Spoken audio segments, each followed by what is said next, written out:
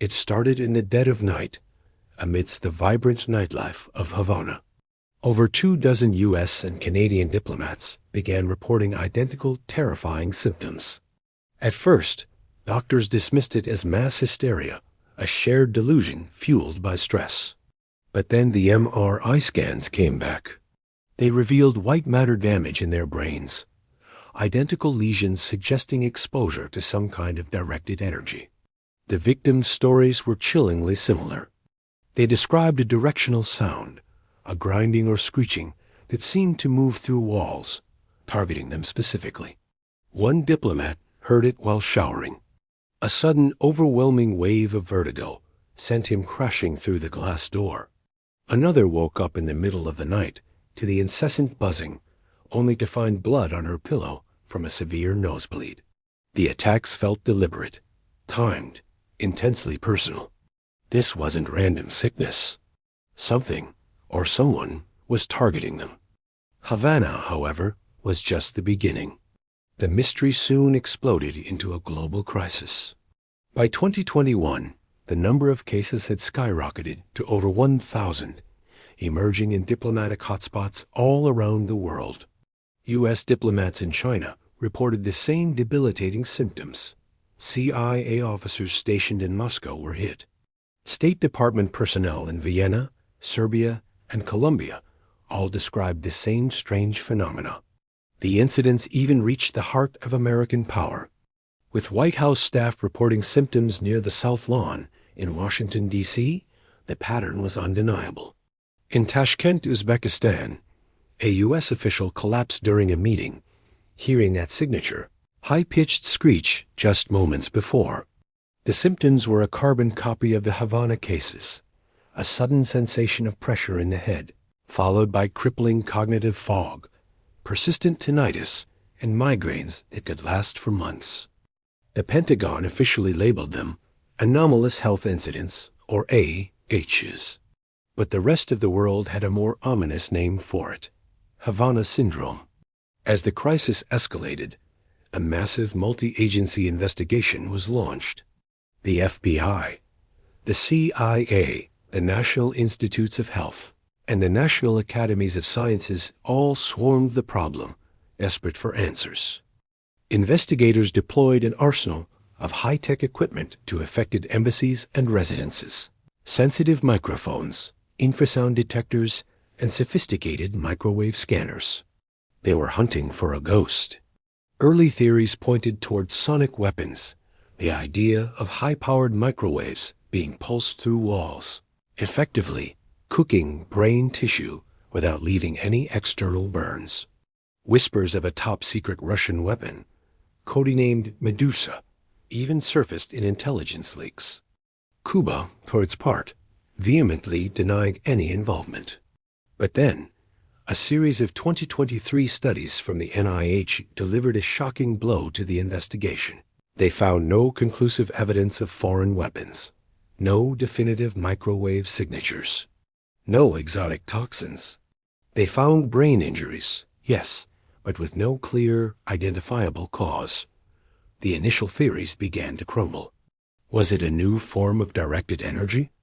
Some kind of advanced pneumatic weapon? Or was it something else entirely? Something no one had even considered? With the official investigation hitting a wall, the theories began to explode, ranging from the plausible to the outright bizarre. The leading hypothesis remained pulsed microwave weapons. This isn't science fiction. It's non-lethal technology that has been tested and developed by militaries around the world for crowd control and other applications. Intelligence reports noted that Russia's Havana embassy had known acoustic weapon research programs, making them a prime suspect. And the fact that identical cases appeared at China's consulate in Guangzhou only added another layer of suspicion. But other, stranger theories gained traction. Could it be swarms of insects, like cicadas, whose mating calls were somehow causing these effects? Or perhaps exposure to powerful localized pesticides? The CIA even floated a psychogenic illness theory, the idea that extreme stress was causing diplomats to amplify normal, ambient sounds into perceived attacks. But the victims rejected this outright. Their symptoms were too physical. The brain scans were too real. One theory that sent a chill through the intelligence community was the idea of portable, silent cricket devices. These hypothetical gadgets would emit undetectable infrasound, capable of frying a person's vestibular system from blocks away, causing the vertigo and cognitive issues. Another terrifying possibility was mass poisoning, using undetectable nerve agents that leave no trace. Behind the geopolitical intrigue and classified briefings, the human cost of Havana Syndrome was devastating. Lives were shattered. Highly respected, career diplomats were forced to resign, their years of service and expertise erased by an invisible enemy. The constant, debilitating symptoms put immense strain on families, leading to divorces and strained relationships. Children were left traumatized, witnessing their parents suddenly collapse in pain or struggle with cognitive functions they once took for granted. One victim, who we'll call Rachel, described her life as a state of constant vertigo, a perpetual seasickness that made even walking across a room a monumental challenge. Another, Mark, permanently lost his peripheral vision. In response, the U.S. Congress passed the Havana Act, awarding victims up to $187,000 each.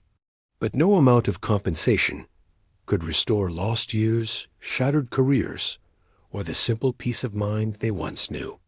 PTSD compounded the physical trauma, leaving deep psychological scars. The State Department issued a stark warning to its personnel worldwide. If you hear unusual sounds or feel sudden, unexplained pressure, evacuate the area immediately. Today, years after the first cases emerged in Cuba, Havana Syndrome remains one of the most perplexing and unnerving mysteries of modern espionage. Was it a coordinated, state-sponsored attack by a foreign adversary? An advanced weapon being tested on unsuspecting human targets? Or could it be a bizarre, unprecedented form of mass delusion? The U.S. intelligence community itself is deeply divided. 2024 intelligence reports show a split verdict.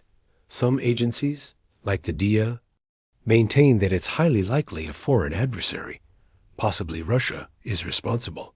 Others, including the CIA, have concluded there is no evidence of foreign involvement, leaning back towards environmental or psychological causes. Meanwhile, the victims continue to surface. New cases have been reported from Taiwan to Tbilisi. Some have even been reported near Chinese technology firms in other countries, raising new questions. The sound, if it truly exists, seems to adapt, to evolve, evading every attempt at detection. But one thing unites investigators, intelligence analysts, and the victims themselves. Whatever caused these injuries was sophisticated, it was targeted, and it is possibly still active. Somewhere in the world tonight, a diplomat or a spy is listening in the dark, listening for that metallic screech, that grinding, vibrating buzz. Havana Syndrome didn't end in Cuba. For many, it followed them home. And it might be coming for more. Because what you can't see, what you can't explain, can still hurt you. Thanks for watching. If this story fascinated you, please consider subscribing for more deep dives into the world's greatest unsolved mysteries.